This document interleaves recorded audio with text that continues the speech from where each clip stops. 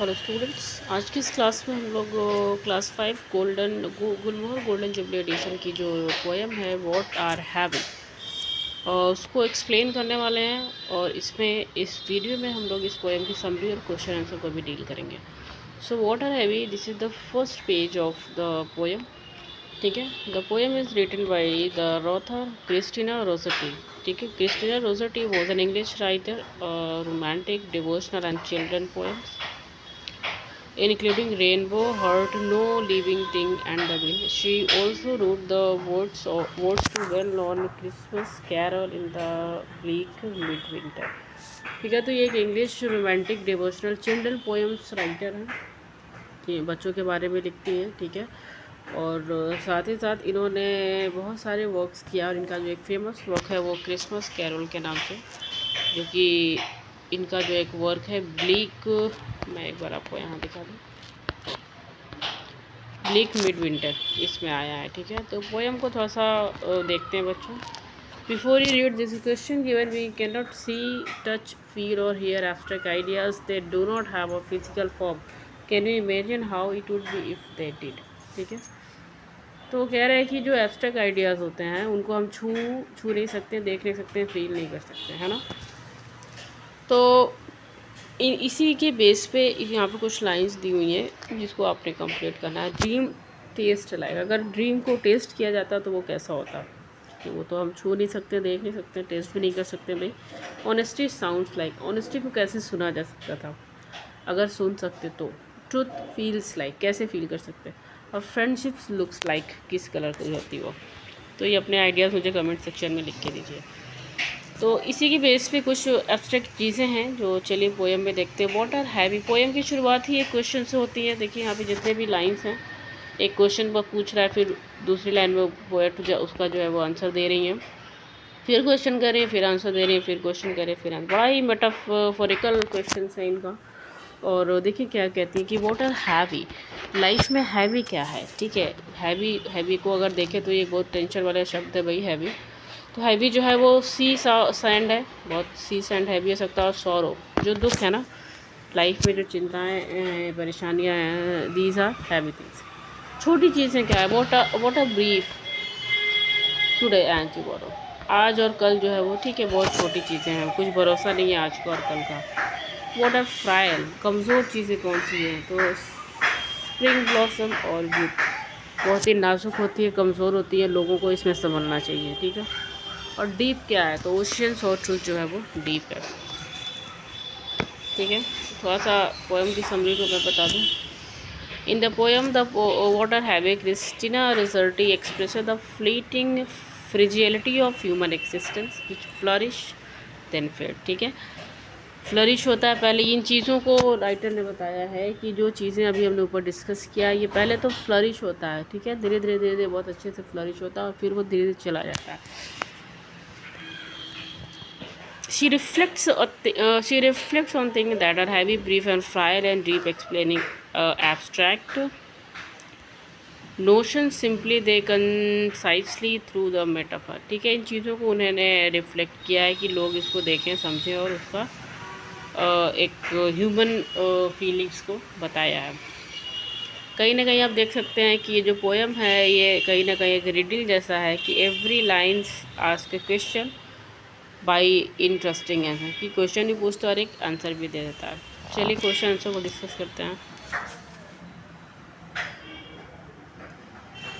The speaker compares materials and ideas, make a list of physical thing and abstract ideas the speaker mention।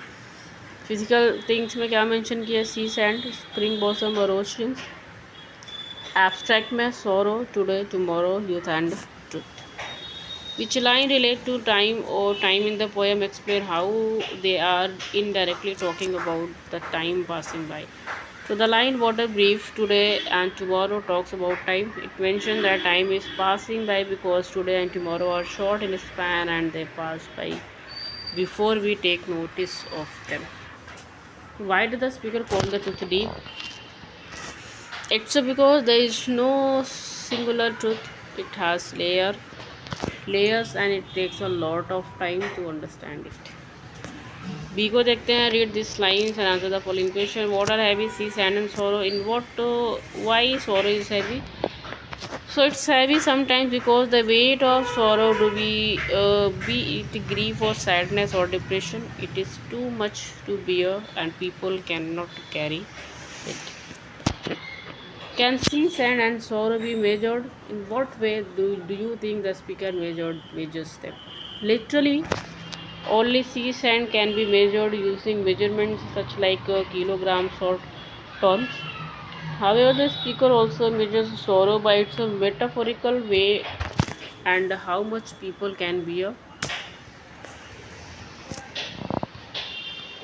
The speaker measures them in terms of their weight.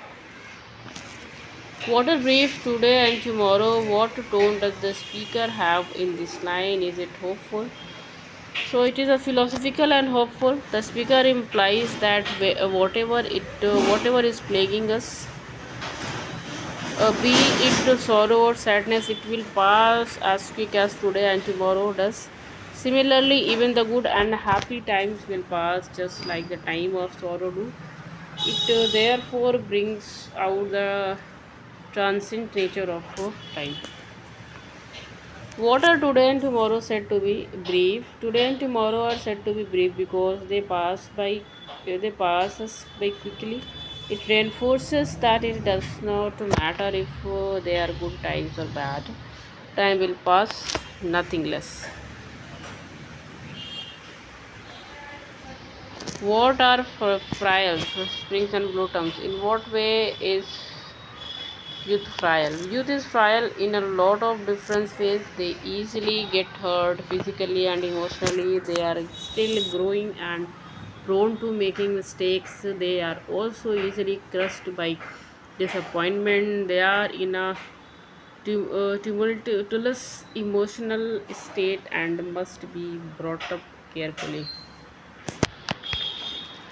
What do flowers and youth have in common? Both flowers and youth are flyers are mentioned by the speaker, just like how a flower withers by time, so does the youth.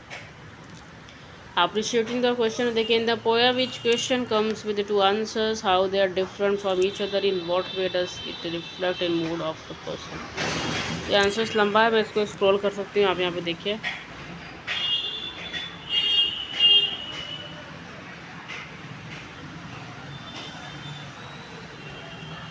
Question number जो second है, we have seen that the poem uses alliteration. Can you tell these things else in it is being repeated? Why do you think? ठीक है, तो इसके भी answers यहाँ पे दिए हुए हैं, आप देखिए. Take the screenshot and write your answers. Going further के जो क्वेश्चन है बच्चों, उसके आंसर्स मैंने यहाँ पे दे रखे हैं, आप भी देखिए. और जो सेकेंड आंसर है उसको आप खुद ही रिस्पॉन्स करिए. तो ये पोएम के जो सारे सॉल्यूशंस हैं अभी मैंने यहाँ पे दिए हैं इस वीडियो में, और ये बस इतना ही. तो चैप्टर 1 to 7 और बाकी के जितने भी पोएम्स चैप्टर 1 to 7 के बीच में आते हैं हमने क्लास 5 से कंप्लीट किया. ठीक है, तो चलिए मिलते हैं नेक्स्ट वीडियो में. Till that time thank you so much.